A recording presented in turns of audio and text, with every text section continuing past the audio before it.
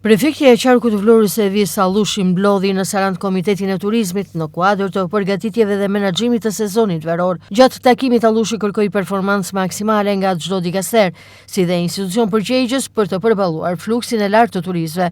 Ndërsa theksoi se sezoni turistik ka nisur tashmë dhe kërkon angazhim të plot nga të gjitha strukturat. Prefektja nënvizoi se bashkëpunimi mes institucioneve vendore, policisë, ujësjellësit, shërbimeve shëndetësore dhe operatorëve turistik është thelbësor për mbarvajtjen e sezonit dhe garantimin e standardeve të shërbimit për vizitorët. Është mbledhur sot në Sarandë Komiteti Rajonal i Turizmit, komitet i cili mblidhet në drejtimin e institucionit të prefektit të qarkut të Vlorës dhe unë si prefekte e qarkut të Vlorës. Në këtë periudhë në të cilën ndodhem në këtë detyrë, kam zgjedhur që Komiteti Rajonal të Turizmit për të treja bashkitë turistike në qarkun e Vlorës t'i organizojnë pikërisht në këto bashki. Dhe sot ka qenë radha e bashkisë së Sarandës.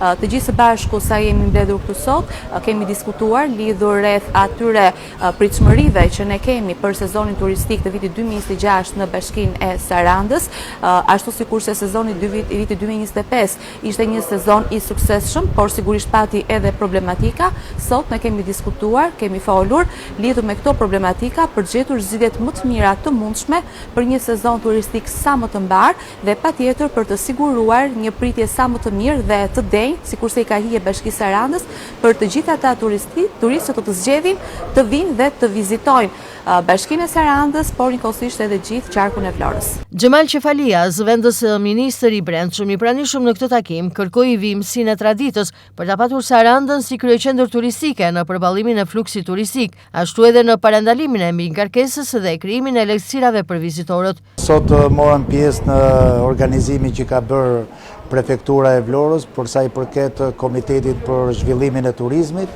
Këtu ishin përfaqësues të gjitha institucioneve, të bashkisë, të pushtetit vendor, të inspektoriateve dhe koordinimi dhe bashkëveprimi i tyre sjell rezultate pozitive për turizmin. Kështu që në këtë kënd vështrim u diskutua sot edhe në këtë takim dhe shpresoj që Saranda të jetë sërish kryeqyteti i turizmit edhe për vitin 2026. Komiteti i Turizmit do të zhvillojë takime të ngjashme gjatë gjithë sezonit veror me qëllim evidentimin e problematikave, si dhe e krijimin e një standardi elitar të përpunimit të turistëve, po ashtu edhe garantimin e aksesit të tyre në çdo atraksion turistik dhe akomodues.